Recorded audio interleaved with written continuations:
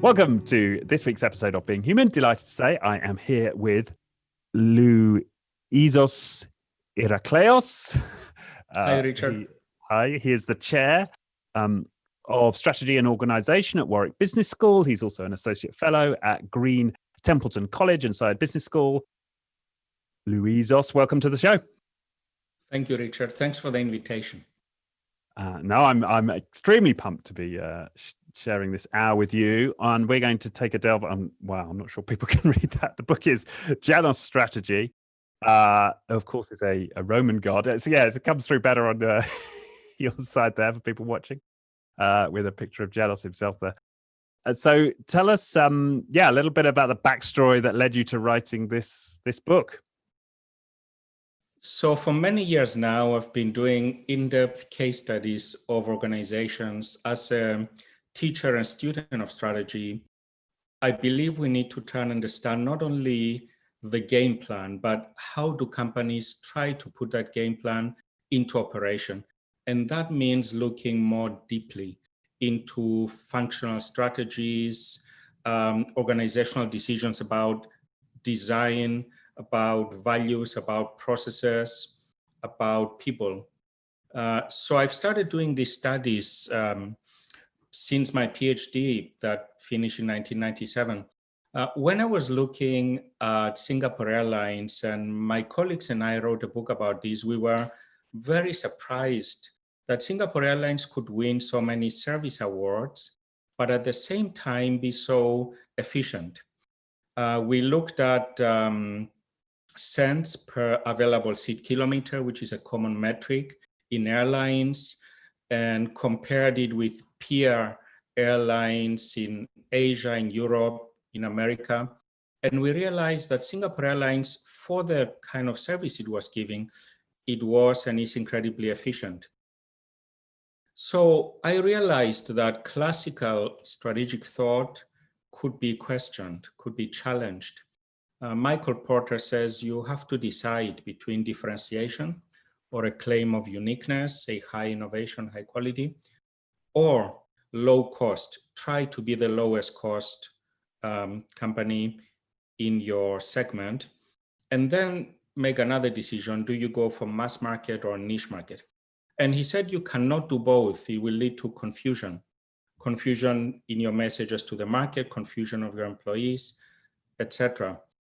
But companies such as Singapore Airlines, and I found later when I looked at Apple, Toyota, and other organizations, they can actually occupy these strategic positions that had been considered distinct or very difficult to combine.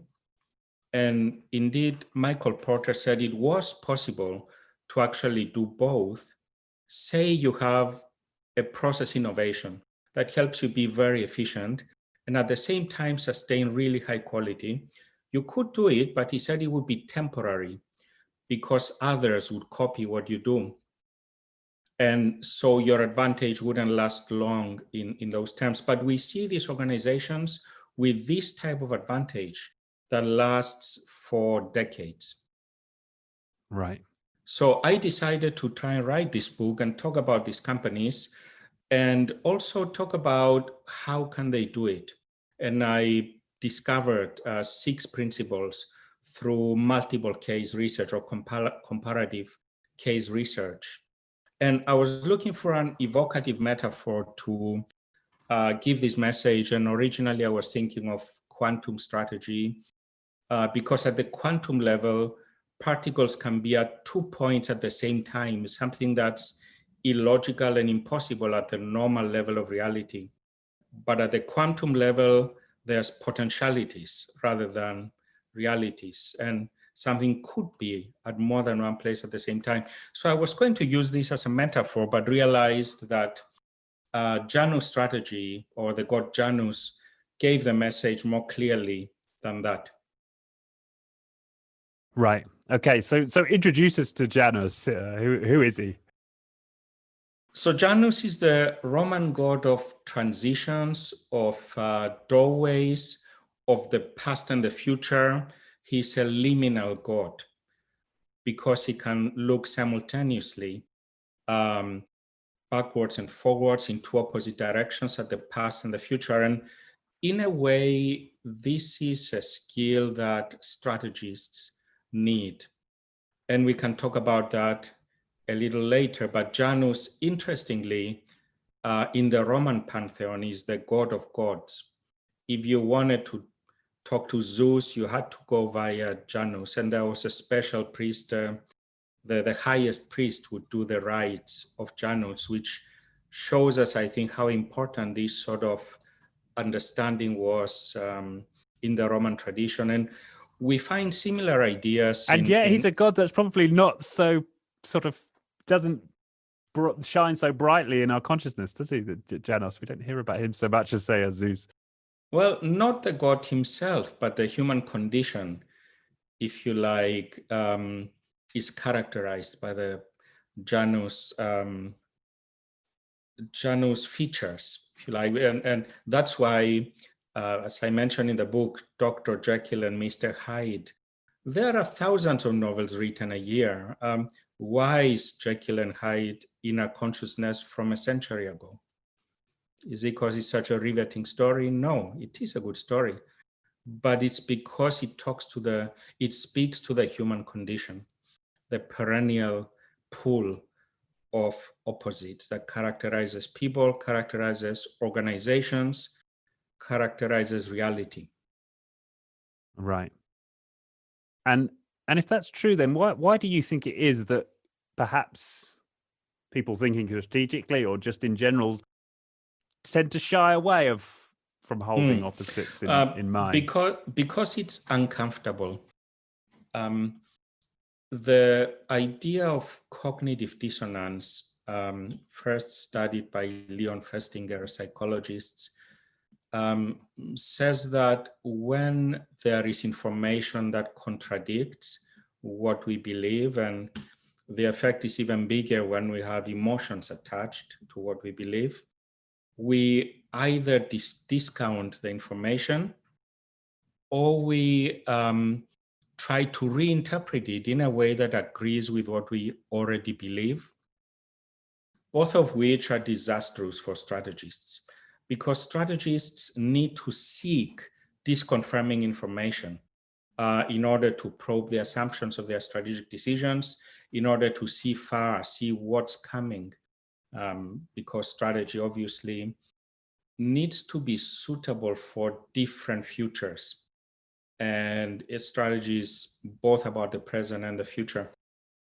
And so strategic alignment has been a key concept in strategy, and it's a simple concept. And in the book, I talk about a model I call the ESCO model. Environment, which is what is happening outside, competitors, technology, regulations, everything that's happening outside. Environment, strategy, core competencies, and organization. So those four classes of things need to be aligned, and we can't get away from that. We need it. And strategists are taught, they are trained to think that way in their MBA or other executive development that they do. But what we need to do is to incorporate, in addition to alignment, looking at the present, everything, all ducks in a row, we must also think of what else do we need to look into the future, to look at how we should be developing. I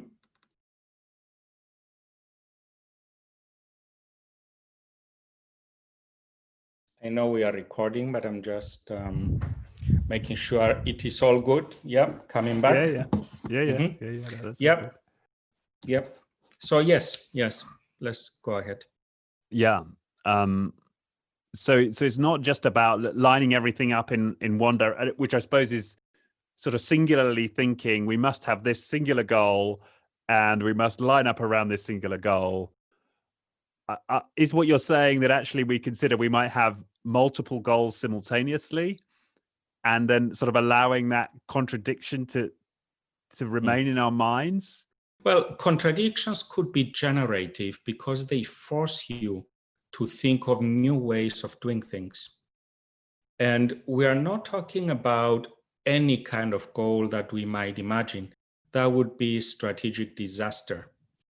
There are particular contradictions that strategists have to keep in mind. And for example, if we think about global strategy, we have the contradiction between local customization and global standardization.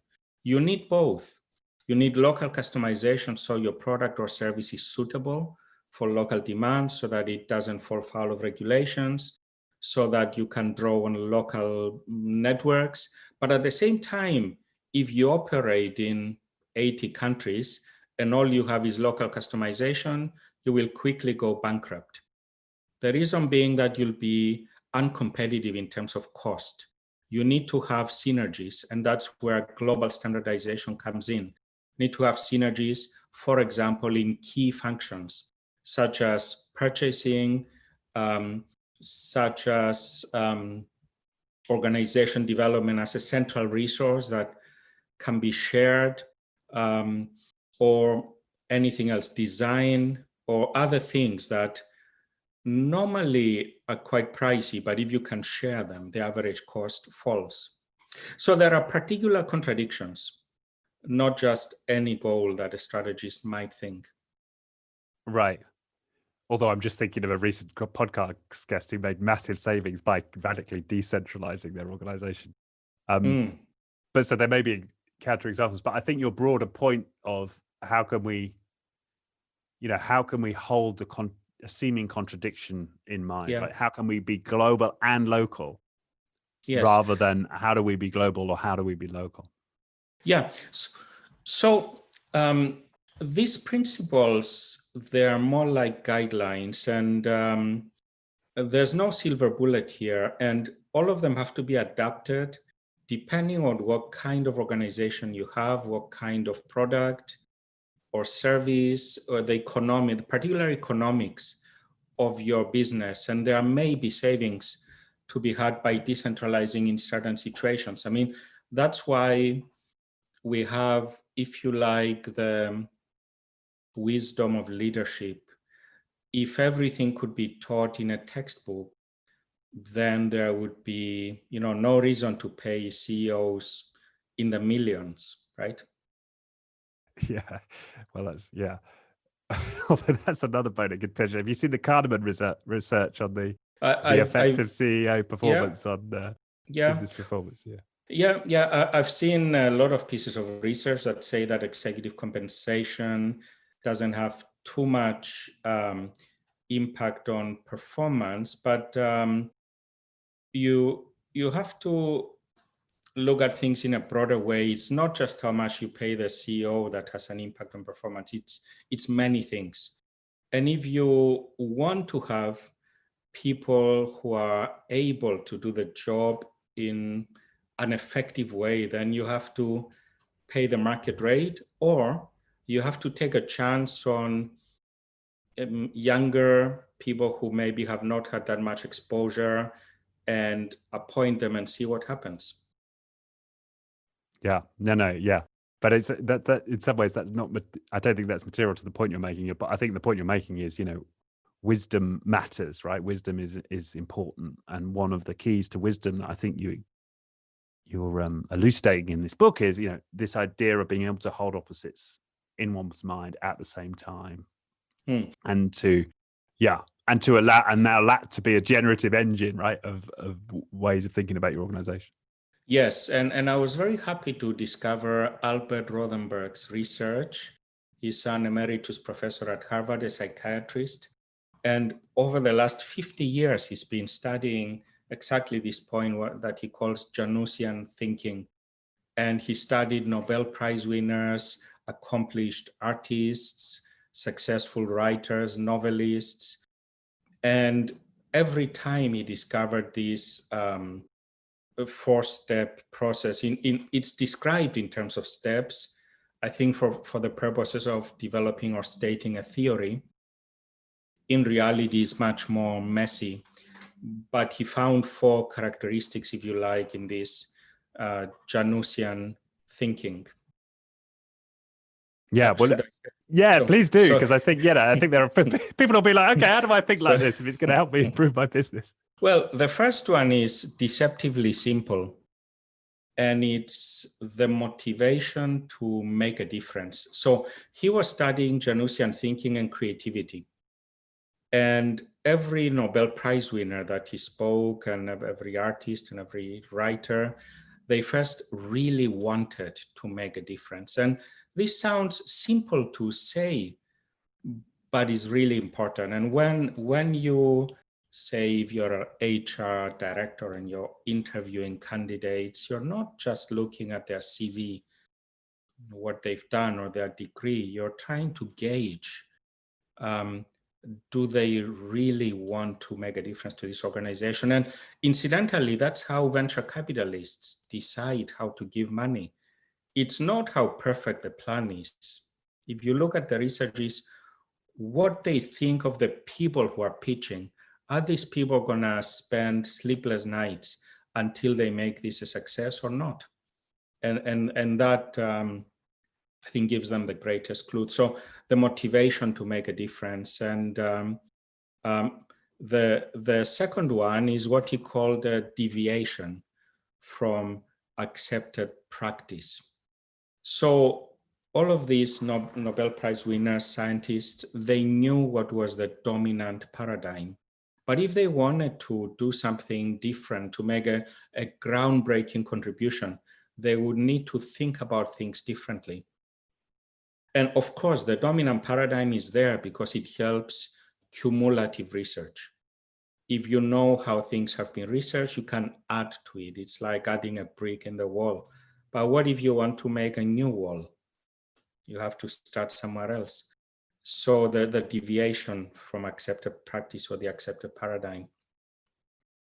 The third part of this is the process of cognitive insights, the idea that if you hold to opposing concepts simultaneously, not in a row, not think about A first and then think about B, but try to think about them simultaneously, then you reach a new way of looking at things. Not always, but it's something that could reach, that could lead to new insights. And in the book, I give you the examples of Einstein, Darwin, Bohr, and of course, Rothenberg gives tens of examples in his books and articles, but Einstein described one of his happiest moments, that's his own words, in his own unpublished papers. One of his happiest moments was when he imagined that a man falling in a vacuum, if he took some things out of his pocket, they would fall at exactly the same rate because it's a vacuum. So if it's a feather or if it's steel, it falls at exactly the same rate. So for that person, it would look like they were stationary. In the same way that we are on Earth, is moving, hundreds of miles an hour, but we think it's stationary. Because from our perspective it is, but someone from space wouldn't think so. So Einstein realized that whether something is stationary or not depends on your perspective, and that was a key insight for him to develop relativity theory. When Darwin read Malthus's treatise, suggesting that with geometric progression in population, the food supply wouldn't last and pretty soon we'd have mass deaths. So Darwin realized that, that's one way to look at it, but the struggle for survival could have positive consequences of adaptation. So either lack of adaptation and death or adaptation and survival from the same source, the struggle for survival. And that's why he developed his own theory in the origin of the species, the theory of evolution. And so there are many examples of that. And I was thinking, you've got a big interest in space travel, and some of your books have been in those areas and aeronautics. Who comes to mind is Elon Musk in this example. Is he somebody that fits this pattern, do you think? I'm sure, even though nobody has had much access to actually study Elon Musk and his strategic decisions. I mean, he is in a way accessible via Twitter. He likes to project his thinking. He did give a few interviews, but in order to understand if he's a Janusian thinker, one would need to discuss a bit more specifically about these things. But his record is exceptional in any case. And his organizations, I mean, how do you measure organizational success? I was going to say SpaceX is successful. It's successful in technical terms, in accomplishing what it needs to accomplish.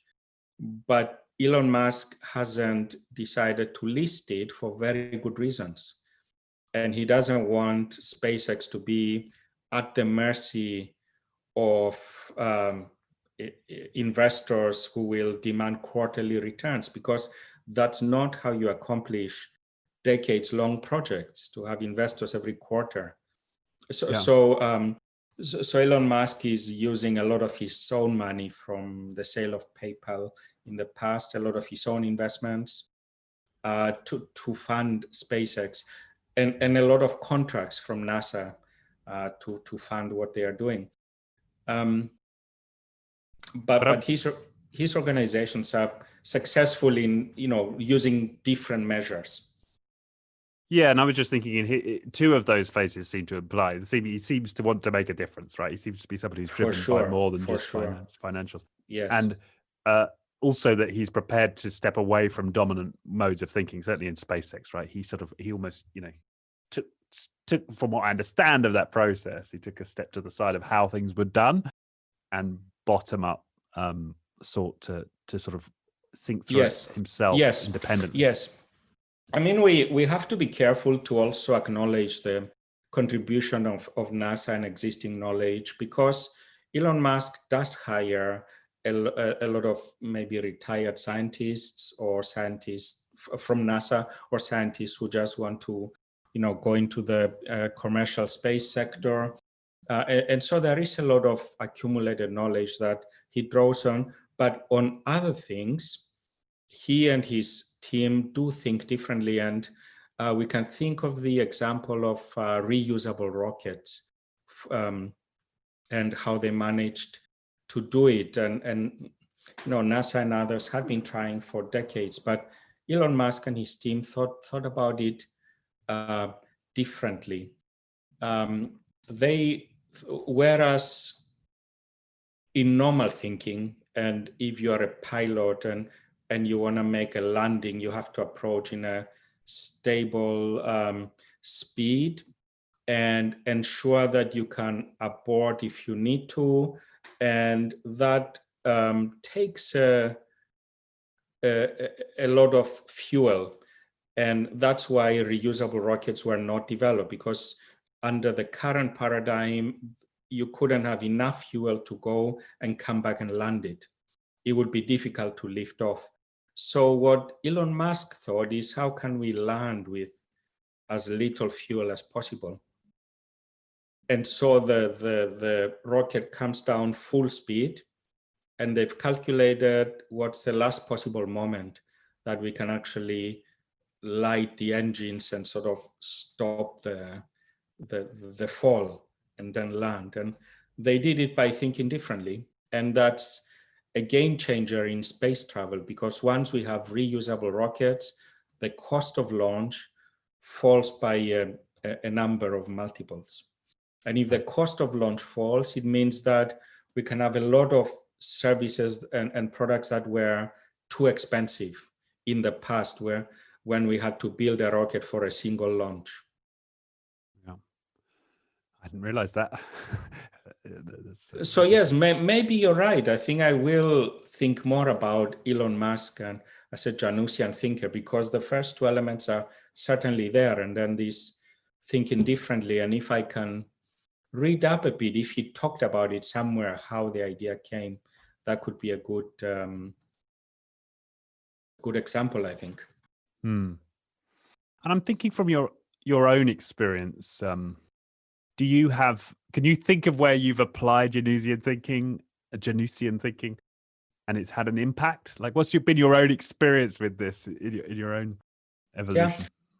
I mean, as a professor, we always want to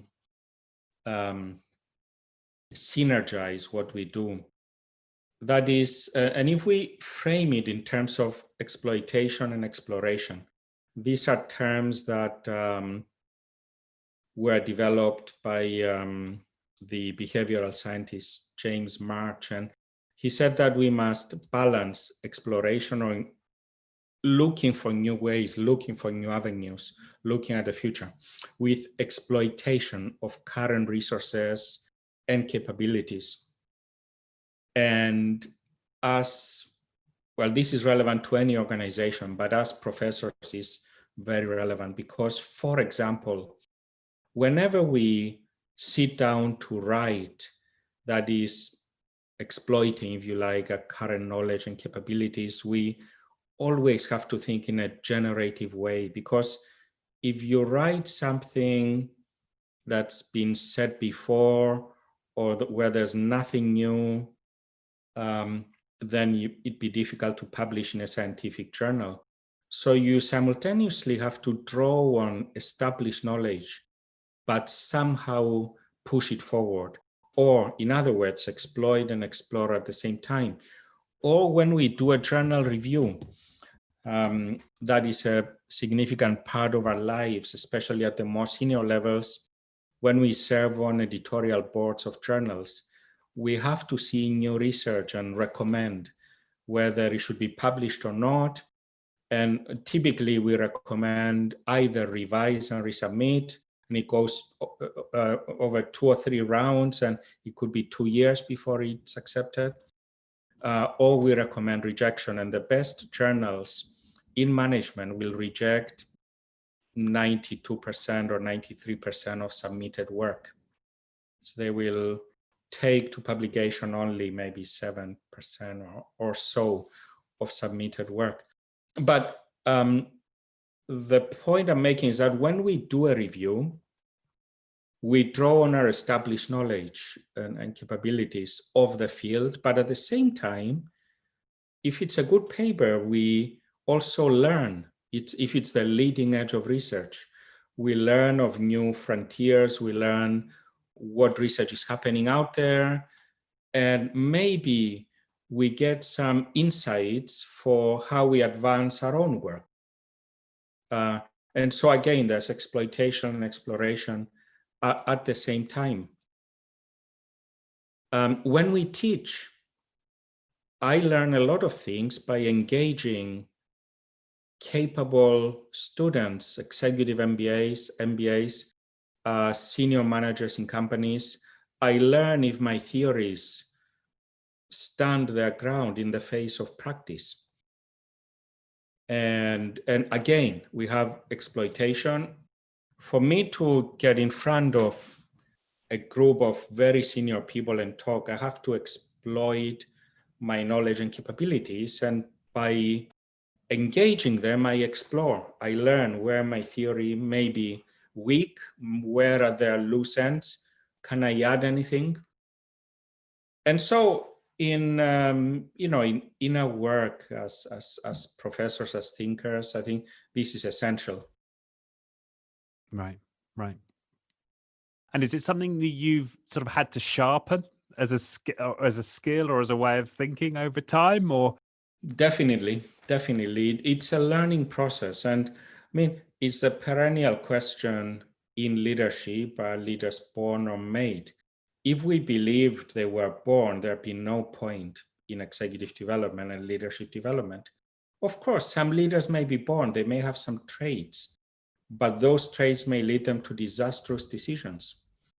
You need many things to be a good leader, and one, apart from certain traits, the ability to see the big picture, and the operational implications, the ability to read people, emotional intelligence, the ability to think dispassionately when you have to. A lot of things go into it, and people may be born with certain talents, but these talents can be developed, and talents that are not there could also be developed. And of course, when I finished my PhD in 97, and I started teaching executives soon after that, I wasn't always that effective at the time, because I thought I would go and just share the gospel. And it's not like that. It's not like that. All knowledge is contestable. And secondly, the mode of sharing knowledge is really important. And the mode of sharing is engaging. Engaging, if someone disagrees, well, what's their suggestion? Can their suggestion stand up to scrutiny? And it's the mode of sharing that it's a craft, to be able to, at that level, teach well, but and to help people to live with feeling that they've learned something that they can apply that they didn't know before. And if you, especially senior executives, they are not used to sitting in a classroom. How can you keep them interested for 3 hours or even for 6 hours? There's a lot of learning that goes into how this could be done. Right. But also what I'm hearing here is there's the Janusian thinking, which happens within our own brain, like holding these opposing perspectives, but also out there, it sounds to me like you're allowing space for an opposing position to your position potentially to emerge. Am I right? And you're allowing yourself to explore that. Is that something you've had to get better at? Yeah, I mean, it's yes. And another way to say it is how you think of your interlocutors, if you like. Are they there to listen and learn what you say, or are they there to challenge and advance what you say? Well, it's both. And when you can keep those two things in mind, then you're, I think, a better teacher. I don't know how we started talking about teaching, but yes, you've asked me about my own experience. And of course, that's my job as a professor, to research, to write and teach. And that's why we're drawing on those examples, I think. Yes, but what you're saying is very relevant, because of course that does not just apply to the teacher. It applies to the leader. Can the leader both have their followers listen and have their followers challenge, right? Yes. And it's... how can one be a leader and a follower at the same time, almost? Yes, or a servant leader. That's why the idea of servant leadership is so popular, because servant and leader are, you get competing meanings from them. And, it's the perennial challenge of empowerment and control. In order to get the best from people, they need to feel empowered. But you can't have an organization without control. That's why it's an organization. It's 500, 1,000, 10,000 people. How are they going to be coordinated? So it's empowerment and control at the same time and in different ways, for different jobs, for different types of people. So if you run a bank and you want to empower people, the people who approve loans shouldn't be too empowered. They should go through guidelines, follow guidelines and boundaries. If you are, if you work in a nuclear plant, you can't be too empowered. Otherwise, you create havoc for society, for anyone within hundreds of miles around you. And so it all depends. But it's a dilemma, empowerment and control, and you need both. Yeah. Another example of Janusian thinking, hold them both in your mind, and how can you achieve both? Yeah, brilliant. Let's dive into my favorite example from the book, and this is Narayana Health, the heart surgeon, I believe, who was a Janusian thinker. Yeah. So when I learned more about Narayana Health when I read up, and I wrote a long case study on it in 2015, and I followed the company, and then I included it in the book. I thought if I ever need heart surgery, that would be a strong candidate, not because it's cheap, but because it helps that I wouldn't have to pay $120,000, the US price of 30 to 50,000 euros, which is the European price. It would help that it's average of 2,000 US dollars at Narayana Health. Well, let's just pause there. I just want to pause there because that is extraordinary. So just repeat those figures again, right? Because I think it's worth taking away. So Bloomberg reported in 2019 that Narayana Health cost for open heart surgery was around 2,000 US dollars. And they practice price discrimination, meaning that a few people who go there have no money at all, yet they will still operate on them. Or if they have insurance, they'll pay about $800 based on their insurance. And if people who are, say, comfortable, wealthy go there, they'll pay $5,000-$6,000. But on average, it's 2,000 US dollars. Other hospitals in India, the cost is around $8,000.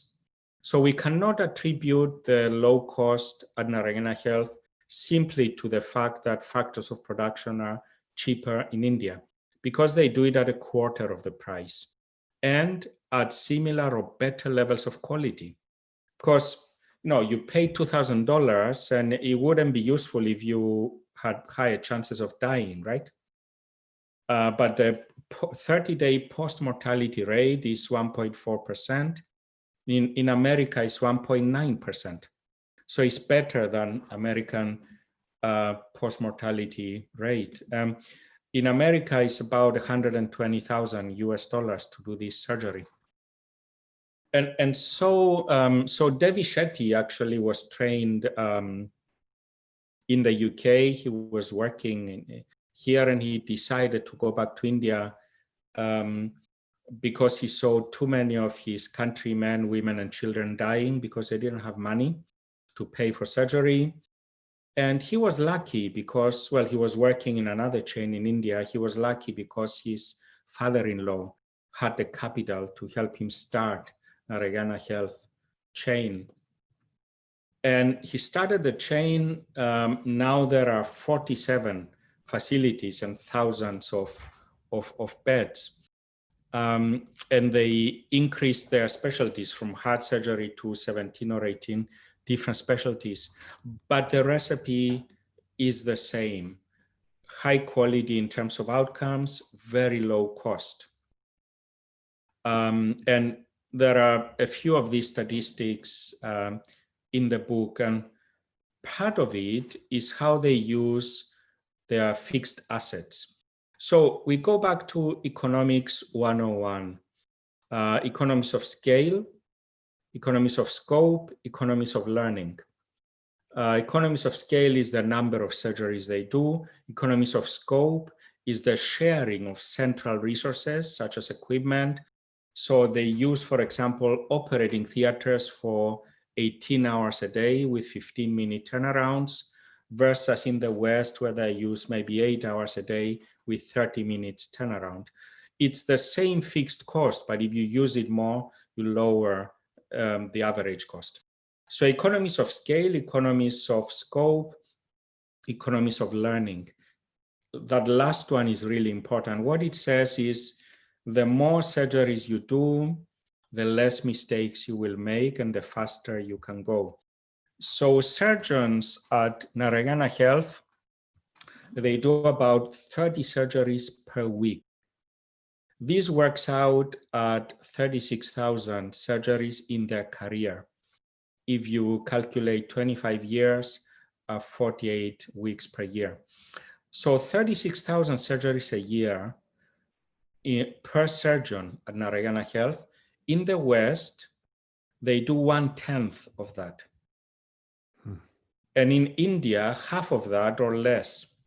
And so the question is, if you have a complicated problem with your heart, who would you like to do the surgery? Someone who's done thousands upon thousands, who's seen everything, who does 30 a week, or someone who does 3 to 4 a week? Yeah. I know who I would prefer. Right. But then you ask, why do the surgeons do this? Couple of answers. Part of it is that their time is optimized because of job enrichment, meaning nurses do a lot more than they conventionally do in the West. So they do additional tasks to prepare the patients so the surgeon can focus their time on what they only can do. But there's a bigger factor, and the bigger factor is culture. And we've overused this idea of culture. But in Narayana Health, we see how much it matters. The role model is Devi Shetty, the founder. He's a CEO. He's a multi-millionaire. Well, now he's chairman. He was the CEO for many years. Now he's chairman. He's a multi-millionaire because him and related parties, they own more than 50% of Narayana Health that's listed now and worth hundreds of millions. So he doesn't need to work. And yet he does 1 or 2 surgeries every day. And he says he sees about 100 patients a day. Now, why would he do that? He's multimillionaire, chairman, but he does all of that. And you have to ask why. Why it's really nothing to do with money. It's what he feels is the right thing to do. And when people see that, they are very inspired. And they're there because they want to save lives, and they do save lives. I mean, what other job can make someone feel like they've saved people from certain death? Right. And that's why surgeons put what psychologists call discretionary effort in their work. Yeah. But anyway, so there's, if you like,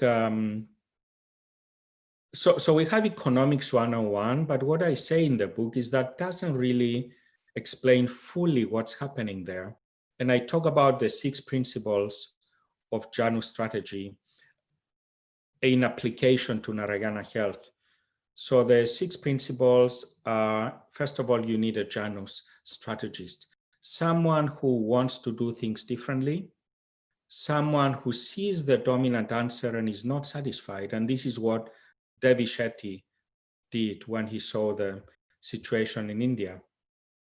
So a Janus strategy is to coordinate everything. You need to, but also, yes? I think just for me to fill in the blanks here for myself, is he's thinking the opposite. He's like, how can we make this really cheap and make it really good quality? You know, how can I be a practicing heart surgeon and a CEO? It's just, you see more of these examples, right? Yes, more and more. So his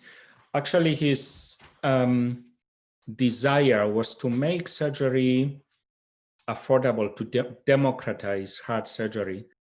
And in fact, Narayana Health also started an insurance plan with just a few pennies per month. A farmer can pay and then be covered. And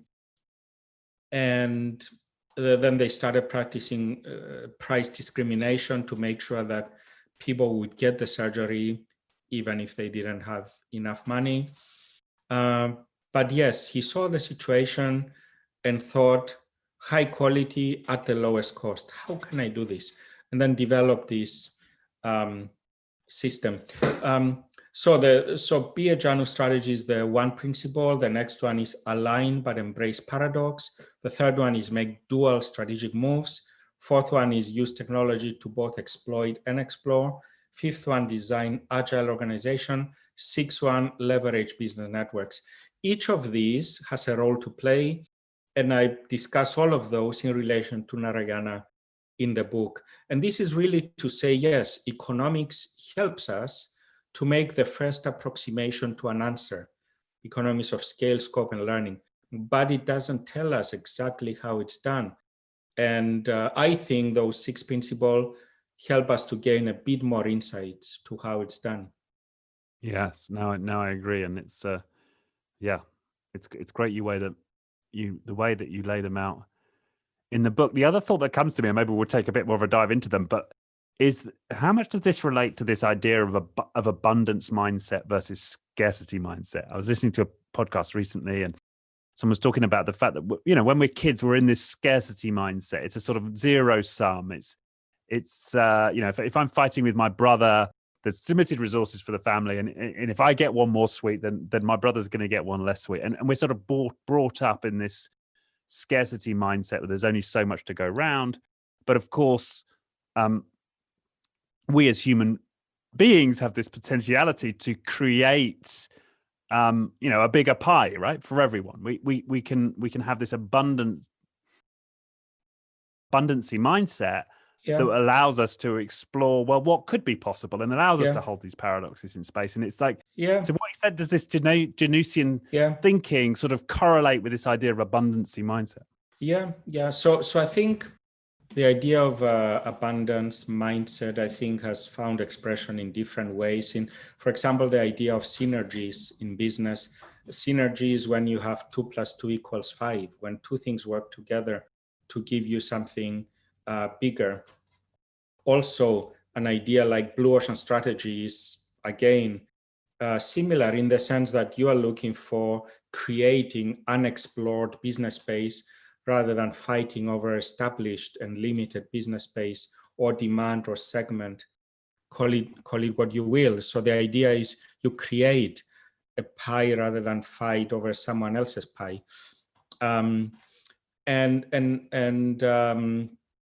This idea of Janusian thinking, if you like, helps you see alternatives. When we say paradox is generative, that's what we mean. It helps you see not only different angles to the problem, but reframe the problem in a different way. It's what Elon Musk did when he thought about how can we have reusable rockets, reframing the whole way of thinking about it.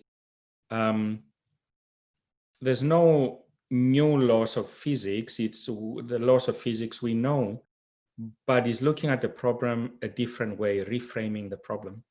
Right. So explore, right? Exploit our existing understanding of physics, but explore how we could apply it differently. Yeah. Yes. Okay. So you outlined the 6 principles there. Just diving into the Narayana health again, what might be another salient example of a principle in play there? Yeah. So one is, what we call an agile organization.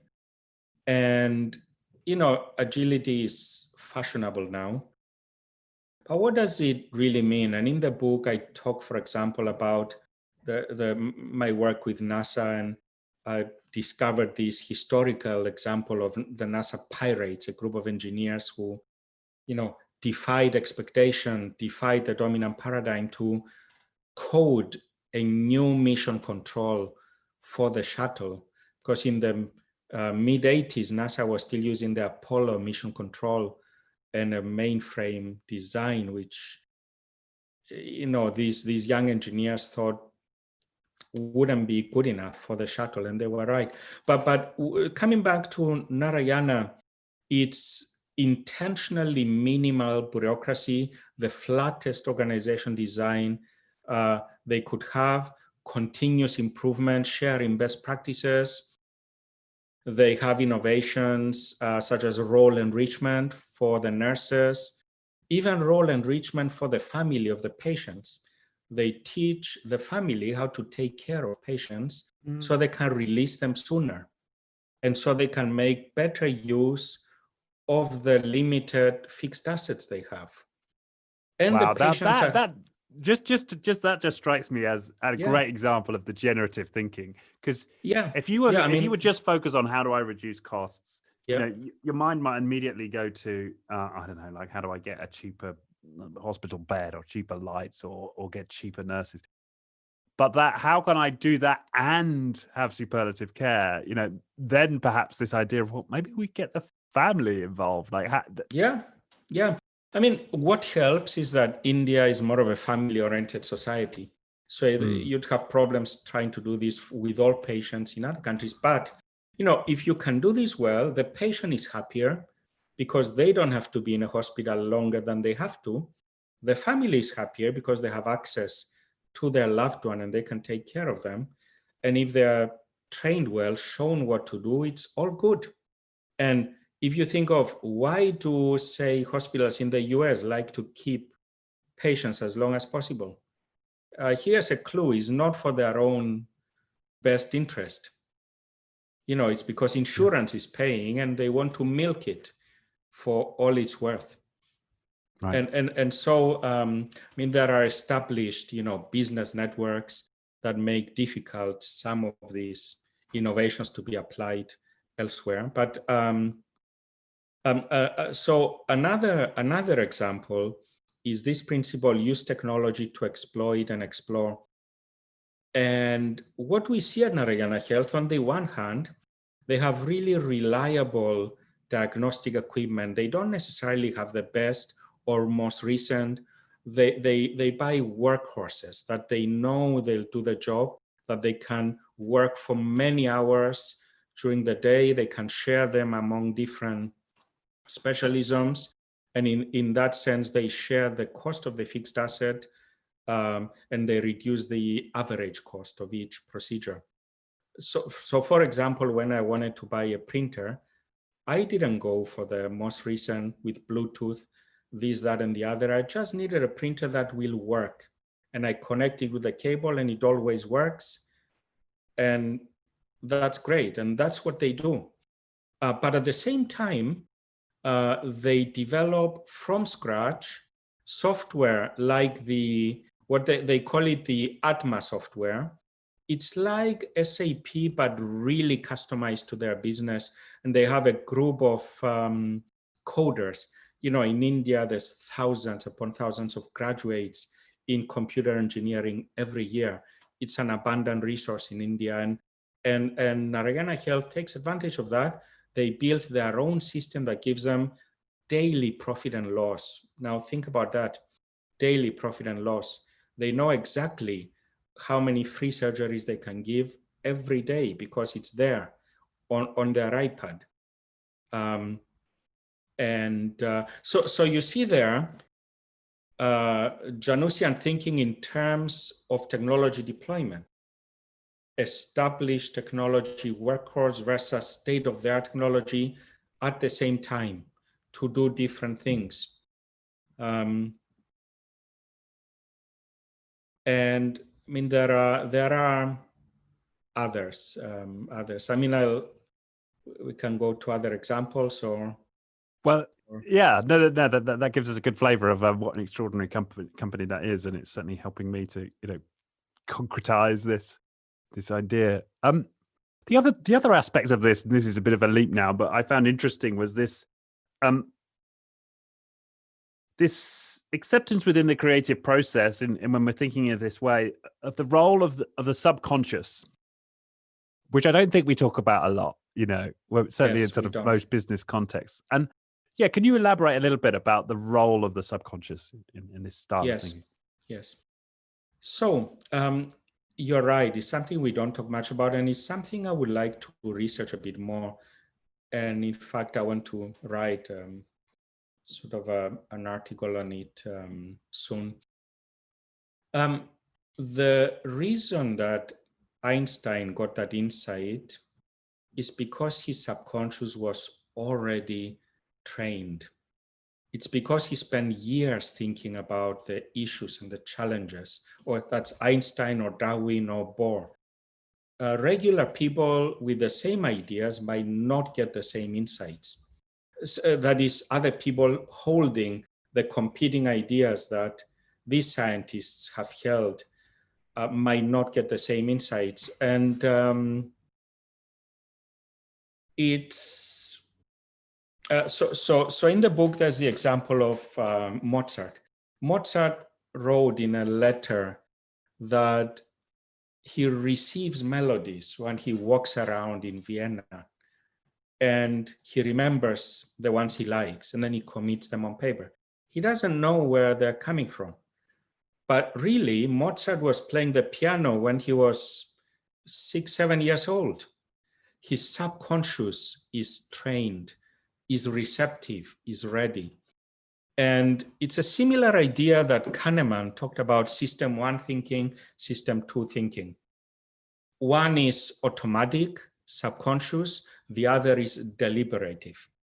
And we operate every day with both systems, and we operate more with the automatic system than we care to admit.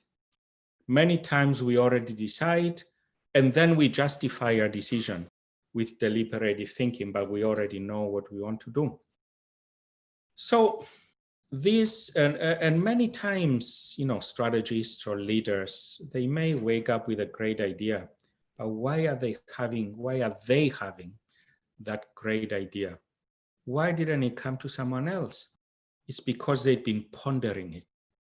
It's because their subconscious or their conscious mind, well, both of them really, had been struggling with the challenges. And in psychology, there's also this idea called incubation effects. You can work on a problem. Maybe you don't find a solution if it's an intractable problem, but you can spend time, then put it away, and then your subconscious goes to work on it. And then maybe in a few days you get some insights. Your subconscious had been working on it, and it sends you messages. You're going to say, well, how do we know it's not imagination? Well, how do we know that what you say really happens? Well, it's hard to challenge Kahneman because he did many experimental studies, and he showed experimentally that this automatic process does exist, and it does affect our judgment more than we think. And there are other studies to do with the incubation effect.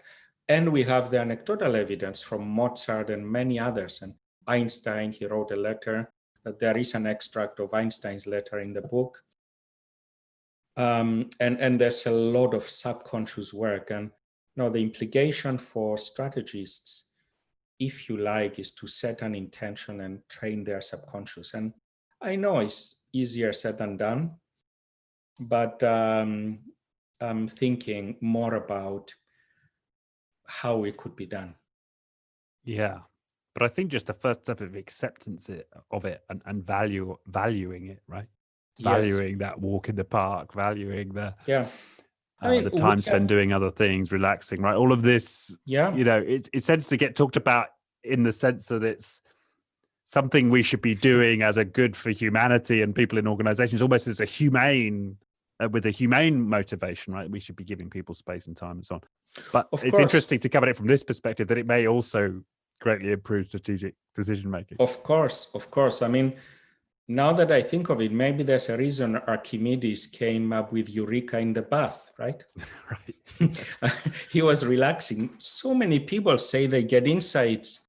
One organization theorist that talked about the life cycle, Greiner, he talked about organizational life cycles. He got the idea, he said, when he was driving in the Rockies. Larry Greiner, his idea on that has been exceedingly influential. I mean, there are many examples. He was driving in the Rockies, I think was in the mountains. It just came to him.